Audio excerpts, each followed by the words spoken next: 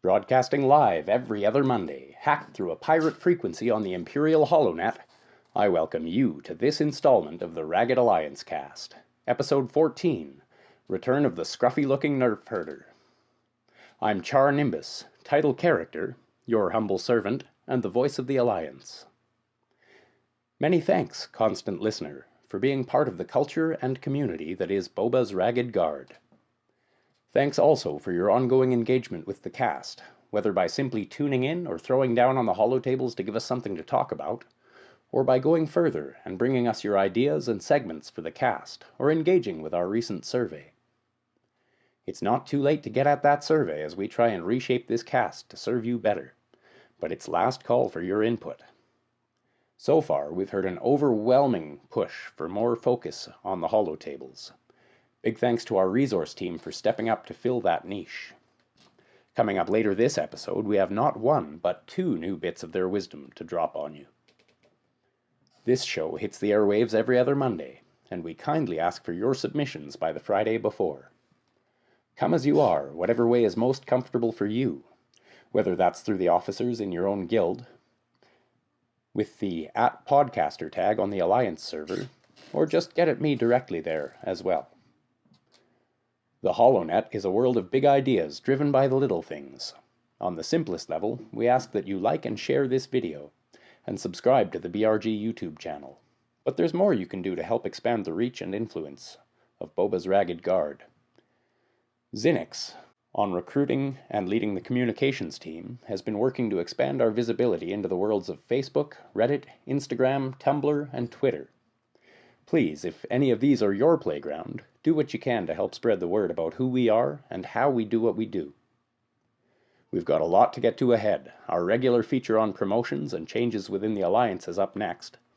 The new features from resources as promised, BRG Aces, and more still to come on this episode of the Ragged Alliance cast.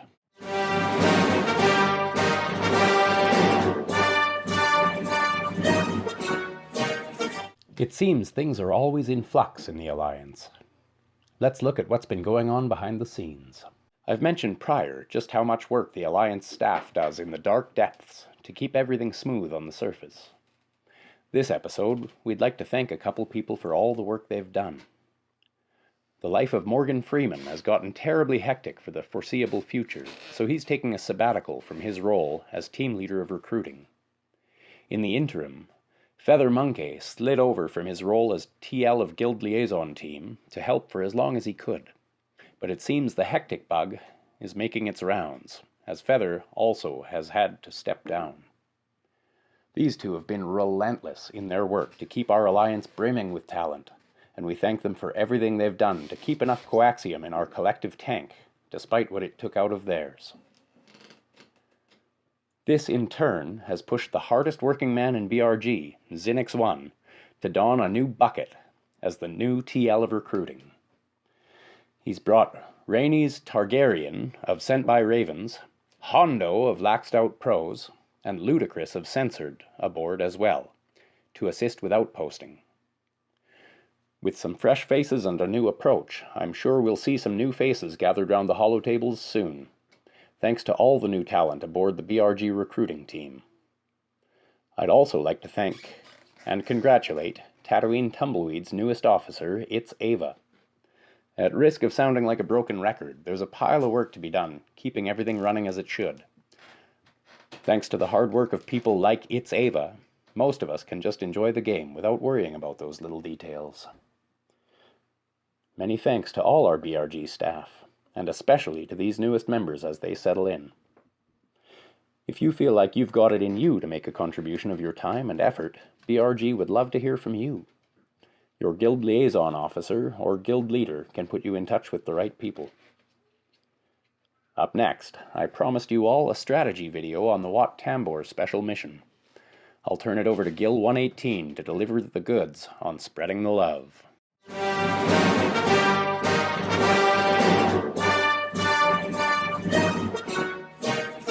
Hi guys, Gil118 here. Today I wanted to talk to you about the Wat Tambor special mission in the Dark Side Geonosis territory battle.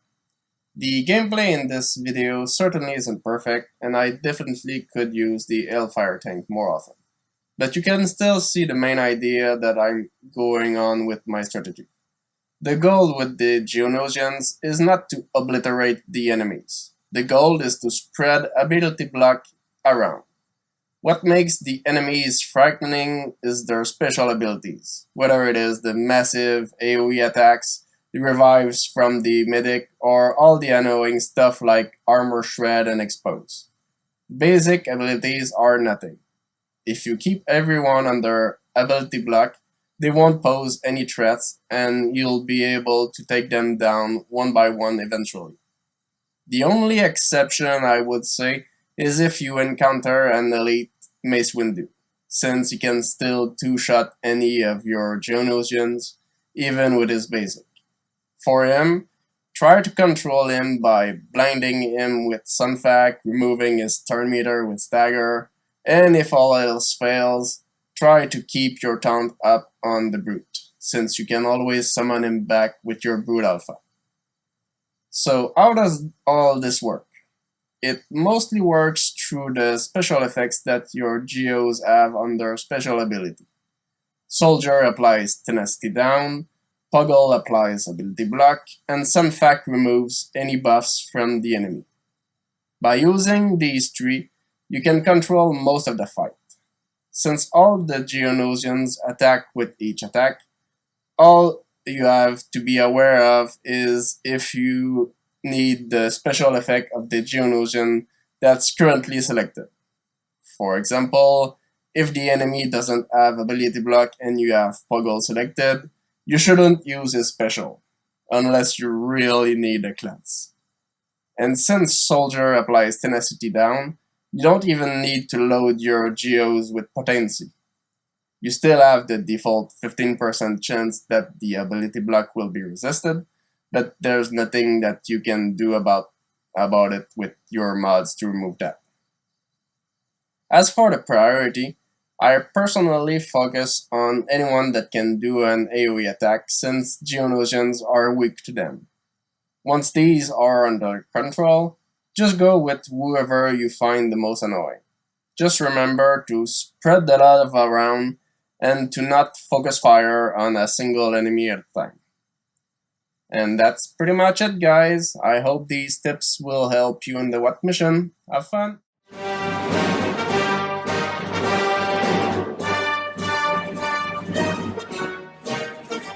BRG Aces showcases the most impressive moments from guilds across the Alliance as noticed by your officers and guildmates. This is about the gameplay that leaves you speechless, the theory crafting help that pushes you further than you thought you were able, the milestones that make you feel the hours put in are starting to pay off, and those moments of real life that are just too important not to share with your BRG fam. We'll begin with a look at some recent territory wars across the Alliance. The improbability of Porgs pulled out a nice win and a down-to-the-wire 300-point victory, including this stand-up performance by Hadriel Jetberg. One instance among his 33 defends. Sent by Ravens managed this full clear on their end, and I'm pretty sure 89 defensive performances must be a new Alliance record for a single squad defense. Livin' La Vida Yoda busted a full clear against a guild that outpowered them by a full 35 million galactic power. We also had a light-side territory battle this time around. Mandalorian's Inc. pulled 5 stars out of Geonosis, Livin' La Vida Yoda and Gin and Juice managed 8, and the improbability of Porgs pulled out 10. Nice work, everyone. It just feels like a beating, every time. But there's slow, steady progress to be had, and we're just beginning to see those rewards. Wayward Knights went to Hoth instead, and came so close to hitting that last star that they scraped some of the paint off their hull. Nice moves. A new capital ship dropped last week, and I'm happy to report that 41 members across the Alliance were able to unlock the Radis on its maiden voyage through the holotables, myself among them. The devs have suggested that this event will happen once or twice a month moving forward, so there's plenty of opportunity to get there if you weren't one of the lucky first few. I would like to mention that you don't need to pour a huge pile into the required ships to complete the event. I ran a hard-tuned Houndstooth, a reasonable Anakin's ETA, and a pile of mediocrity right through that event, and finished with a smile, so don't overdo it. There's plenty else to spend your ship credits on. Finally, real life keeps on calling. I'd like to wrap up the segment today by welcoming Olivia, the newest member of the D-Rec branch of the Gin and Juice clan in our BRG fam. Congratulations, D-Rec. She's a beautiful girl, and I'm sure she's already puffing Papa's chest up for him. Congratulations to all of our BRG aces. Reached a new pinnacle in a territory battle?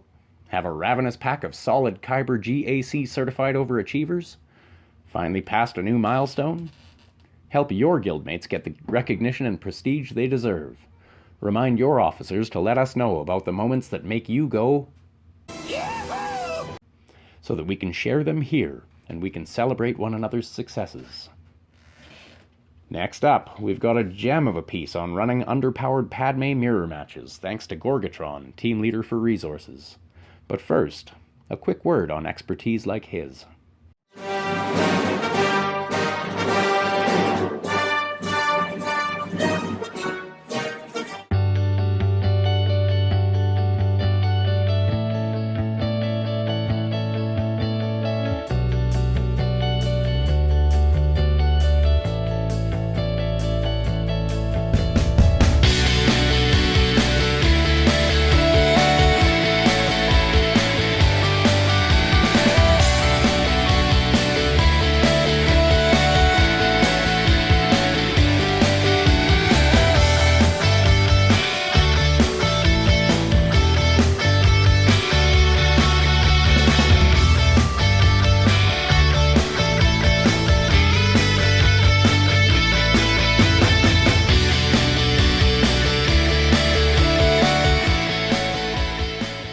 Hey, this is Gorgatron from BRG Hope and the Alliance Resource Team. Most people in the Alliance have Padme unlocked. Over half have her geared up. She's an amazing leader and is especially powerful in a free-to-play team. If you just press auto or keep her on defense, this is the segment for you. I'm going to show you how to play a Padme team versus another Padme team. In fact, I'm going to show you how to take out a full R7 Padme team with an R4, R5 team. It isn't 100% win, but it works most of the time. You can use lower geared teams. Mostly you just need to survive the initial onslaught. Let's start with the lineup. The ideal team, in my opinion, is Padme lead, General Kenobi, Jedi Knight Anakin, C-3PO, and Ahsoka. If you don't have a well-geared C-3PO, you can use other Galactic Republic tunes in his place. He isn't vital to this battle. Barriss, Grandmaster Yoda, and Clone Wars Chewbacca are all potentials. See who you have geared. If you plan to use this team in the arena, C-3PO is a great investment. These replacements aren't great on defense. It's best to have all the Zetas for your team, but if you don't, I think these are the key ones. Padme's Zeta prevents debuffs and crits if you have protection up, and increases the amount of protection up. Padme's kit is the key to everything. She can also convert all debuffs on the team to protection up. These protection up stacks convert to courage stacks at the start of each unit's turn, and 5 stacks of courage convert to 40% target max health damage. In short, she turns her entire squad into killing machines. Her second Zeta adds 40% protection up when enemies attack out of turn, for example counters and assists. GK's Zeta lets him spam his taunt when his teammates are critically hit or they lose protection up. He's a tough fellow and this is an annoying mechanic. Make sure you have it. JKA and C-3PO have some decent Zetas and you should get them, but they aren't critical mechanics in this battle. Ahsoka is the last. She removes buffs on her basic, and her Zeta calls her to assist if anybody uses a non-basic move. This is incredibly useful for removing taunts and foresight. The takeaway here is to understand how Padme's kit works. You want to get protection up so you can get many stacks of courage. You want to think carefully about calling assists because the enemy Padme team will get protection up. You may end up healing them with your attack. Now let's take a look at their abilities. I'll talk about which ones I use and why during the battle video, but this is a brief tour of what you have available. If you need healing, you have two main abilities. Padme's heal will also remove all debuffs and turn them into protection up stacks, and Ahsoka's triple attack, in addition to doing an incredible amount of damage with courage, will also heal the team. You primarily use the former for your heals and setting up courage. The latter is fine as a last resort. As I mentioned, Padme's heal converts debuffs to protection up, which is great. GK can turn all debuffs into their opposite buffs or give them retribution. Be very careful with this one. You don't really want to be attacking out of turn in this battle, and it's usually better to convert the debuffs to protection. But it is there if you need it. If you need to remove buffs from the other team, you've got two awesome abilities for it. JKA's special hits everyone pretty hard and dispels all buffs from all opponents. This is great when the opposite team has a Grandmaster Yoda and 12 buffs each. Ahsoka's basic also removes buffs. This is good for hitting GK to remove his taunt or any other character that has foresight. If she isn't up but you need to remove GK's taunt, you can consider using any character's non-basic attacks to get her to assist. Sometimes you need to prevent buffs. JKA and C-3PO's basics can do this. C-3PO's confusion is actually much more than a buff blocker, but it's too much to go into here. In addition to buff immunity, JKA can also apply healing immunity, which is a nice bonus. Finally, the way you win, the one-shot kill. Combine 5 to 20 stacks of courage and any of these abilities and someone's going down. Padme's attack does good damage, stuns, and calls all allies to assist. It won't call if it's a one-shot kill. When you have courage built up, you need to be careful with the assists, especially on Ahsoka. You want her to use her courage with her special if she can. Both of JKA's attacks do good damage. Combine them with courage and they are great for one-shotting opponents. I would use his basic on Padme teams. His special gets higher critical damage, but Padme and Protection Up can prevent crits. Go for the single kill. Last is Ahsoka's special. Yeah, it heals, but when you have her on a team with a Galactic Republic leader with JKA and GK, and you do, this attack does extra damage and hits 3 times. A few stacks of courage and you can one-shot even tough guys like GK. Okay, we covered abilities. Let's talk about the plan to win. This is specific to going against an enemy Padme team, but aside from not calling assists, it mostly applies to any opponent. Anyway, the first goal is to avoid calling assists. Padme's ability gives protection up when this happens. Sometimes you still need to do this, for example to clear GK's taunt, but be careful with it. The computer opponent is not. Try not to trigger GK's taunt. If you do, be ready to clear it. This is a bit harder to control, but one way to manage it is, if the shot isn't going to kill the opponent, maybe attack GK. Ultimately, you're going to win by taking out Padme. This is best done in one shot. If you almost kill her, JKA gets an extra turn and then Padme does. She can heal like crazy. You want Padme, JKA, or Ahsoka to build up enough courage, say 10 to 20 stacks, and one-shot her. But GK may be taunting. If you need to, take him out first. Once Padme is down, the enemy team doesn't get protection up from assists, and they don't get any new courage. Take out the rest of them however you like. Now let's see this in action. On the left is my opponent, R7 Padme squad weighing in at a little over 148k GP. On the right is my team, R4 and R5 at 123k. As I mentioned earlier, you can do this with a lower gearing, but the lower you go, the higher risk that you don't survive the initial blast. My team is mostly modded for health. I got as much speed as I could, but the opponent team usually takes a few turns before I get to go. The first one up is C-3PO. I have two choices here. I can use his special and call assists, or I can use his basic and try and get a buff block on GK. It doesn't always work, but it's worth a try. Now JK is up. I could use his basic on GK, but that's probably not going to do very much damage. I noticed that most of my opponents have a lot of buffs. I'm going to try and use his special and remove all their buffs. That's going to call Ahsoka to assist and remove the taunt on GK. Now Padme's up. She has 11 stacks of courage, but I don't think that's enough to one-shot anyone just yet. We don't really need healing, but I do want to build up the stacks of courage on my side, so I am going to use her heal ability here. JK is up again. He has 21 stacks of courage on him, but GK is taunting. I don't think I'm going to be able to one-shot him. I really only have one move here. Let's hit GK. Now Padme's up again. She also has 21 stacks of courage. GK has a taunt. I'm going to use her special here and take out GK. They took out my GK too. JK is up. He doesn't have enough courage to do much, but I'm going to try and hit Padme to take out some of her protection. Padme's up. She has 11 stacks of courage. That's not going to be enough to one-shot Padme, and I don't really want to see her get halfway dead, but I think she might be able to take out Grandmaster Yoda. Oops, not quite. Okay, here it is. Ahsoka's got 20 stacks of courage, she's got her special ready, and there's no GK to block me. Bye-bye, Padme.